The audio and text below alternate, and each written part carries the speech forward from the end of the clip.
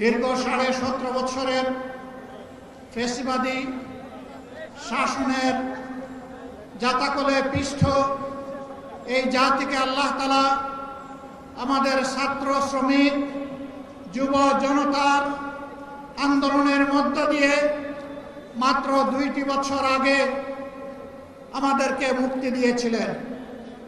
সেই সময়ে যে দলটি আমাদের মতোই মজলুম ছিল, নির্যাতিত ছিল, আজকে তারা ক্ষমতায় আছে।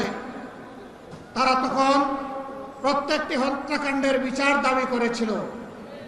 নির্বাচনের সময় তারা বলেছিলেন তারা নির্বাচিত হলে ফ্যাসিবাদের হাতে যতগুলা খুন হয়েছে, গুম হয়েছে, নির্যাতন হয়েছে সবগুলোর বিচার তারা করবে। ক্ষমতায় বসার পর এখন তাদের সুর পাল্টে গেছে। বিচার তো তারা করছেই না, বরঞ্চ আপনারা শুনেছেন 4 মাসে 600 জনের অধিক মানুষ নির্মমভাবে বাংলার মাটিতে খুন হয়েছে। আরো দুঃখজনক, এই দলটি নিজেদের হাতে নিজেদের কর্মীদেরকেই খুন করেছে। যাদের নিজেদের কর্মীদের সম্পর্কে নিজেদেরই কোনো দায় এবং দরদ থাকে না, 20 কোটি মানুষের জন্য তাদের কি দায় এবং দরদ থাকবে? আমরা কোনো লক্ষণ দেখতে পাচ্ছি না। লজ্জার বিষয়, ফ্যাসিবাদ থেকে মুক্ত হওয়ার কথা বলে ঠিক ফ্যাসিবাদের রাজপথ ধরেই তারা এখন হাঁটা শুরু করেছেন। বাংলাদেশ ব্যাংকের গভর্নর, বিভিন্ন ব্যাংকে অযাচিত হস্তক্ষেপ, বিশ্ববিদ্যালয় কলেজগুলা দলীয় অনুগত লোকদেরকে দিয়ে দখল করা, জেলায় জেলায় প্রশাসক বসিয়ে দেওয়া, এমনকি খেলার মাঠটা পর্যন্ত তারা দলমুক্ত রাখতে পারলেন না। এইভাবে তারা আবার কার্যত একদলীয় ফ্যাসিবাদী শাসনের দিকেই আগাচ্ছেন। বন্ধুরা, বাংলাদেশ কিন্তু বারবার বিপ্লবের সাক্ষী। আমরা পরিষ্কার বলে দিচ্ছি, হয় আপনারা বিচার নিশ্চিত করুন, না হয় আপনারা যাওয়ার রাস্তা খুঁজে বের করুন। আপনারা যে পথে হাঁটছেন, সংসদে আমরা প্রত্যেকটি বিষয় সেখানে আমরা প্রতিবাদ করছি। 2/3 কিভাবে পেয়েছেন আপনারাই ভালো জানেন, আর দেশের জনগণও জানে, এবং এই ব্যাপারে কিছু রাজ সাক্ষী ইতিমধ্যে পাওয়া গেছে। আপনাদের দলের ভিতর থেকে পাওয়া গেছে, বিগত সরকারের মধ্য থেকেও পাওয়া গেছে। আমরা আপনাদেরকে বিনয়ের সাথে অনুরোধ করব, মজলুম ছিলেন, জালেম হবেন না। মেহেরবানি করে বিচারগুলো নিশ্চিত করুন। শুধু ফ্যাসিবাদের হাতে কেন, এই রাস্তায় আমাদের কলিজার টুকরা বিপ্লবের প্রতীক শরীফ ওসমান হাদিকে হত্যা করা হয়েছে। তার বিচারও ধামাচাপা দেওয়ার চেষ্টা চলছে। এখন পর্যন্ত চার্জশিটটি দেওয়া হয় না। কাকে খুশি করার জন্য, কোন সত্যকে আড়াল করার জন্য এটা করা হচ্ছে, জনগণ জানতে চায়।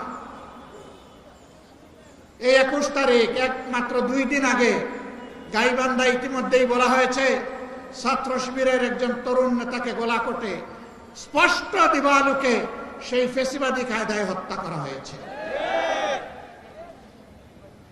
হ্যাঁ, হত্যা করে মানুষকে দুনিয়া থেকে বিদায় দেওয়া যাবে, কিন্তু কোনো আদর্শকে খুন করা যাবে না। এদেশের মানুষের অন্তরে, কলিজায়, হৃদয়ে, মগজে সব জায়গায় বসে আছে মজবুত ভাবে রাসূলুল্লাহ সাল্লাল্লাহু আলাইহি সাল্লামের আদর্শ। এই আদর্শকে নির্মূল করার চিন্তা করবেন না। যদিও আপনাদের একজন সিনিয়র নেতা ঘোষণা করে দিয়েছেন নির্মূল করবেন, অতীতে যারা নির্মূল করার ঘোষণা দিয়েছিলেন তারা নিজেরাই আজকে নির্মূল হয়ে গেছে।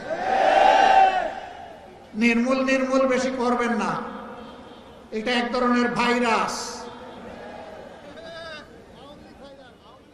এই ফ্যাসিবাদের ভাইরাস, চাঁদাবাজির ভাইরাস, দুর্নীতির ভাইরাস, দলীয় শাসনের ভাইরাস, এই সকল ভাইরাস মুক্ত করার জন্য আরেকটি বিপ্লব অনিবার্য হয়ে উঠেছে।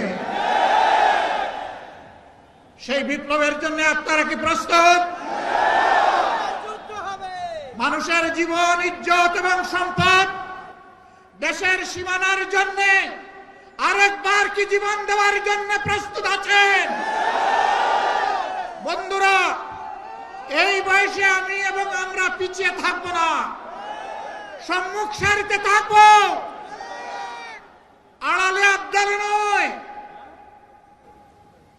তবুও বাংলাদেশের দিকে কাউকে লাল চোখ দিয়ে তাকাতে দেব না ইনশাআল্লাহ।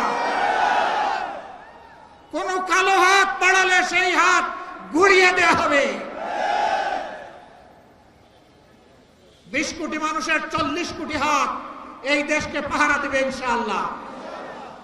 কারো বাবার সাধ্য নাই এ দেশের স্বাধীনতা এবং সার্বভৌমত্ব নিয়ে টানাটানি করা। মহান আল্লাহর উপর ভরসা করে আপনাদেরকে আগামীর সেই বিপ্লবের দাওয়াত আজকে দিয়ে রাখলাম। সংসদে যতদিন পর্যন্ত কথা বলার পরিবেশ থাকবে, জাতির স্বার্থে যতদিন পর্যন্ত থাকার দরকার হবে, তার বাইরে আমরা 1 সেকেন্ডও থাকব না। যেদিন সংসদের প্রয়োজন ফুরিয়ে যাবে, যেদিন মনে হবে এই সংসদে আর কথা বলে লাভ নাই, সেদিন সেই সংসদে কথা হাফিজ বলে আমরা বেরিয়ে আসবো। প্রস্তুত থাকো সেই বিপ্লবের জন্য। অন্যায়ের সাথে কোনো আপত নয়, নতুন পুরাতন কোনো ফেসিবাদ মানি না, পুরাতন পরিত্যাজ্য, নূতন ঘৃণিত, কোনো ফেসিবাদ মানব না ইনশাআল্লাহ। জীবন যাবে, জীবন একটাই, সেই জীবন যাবে আল্লাহর জন্য, সেই জীবন যাবে মানুষের জন্য। আল্লাহ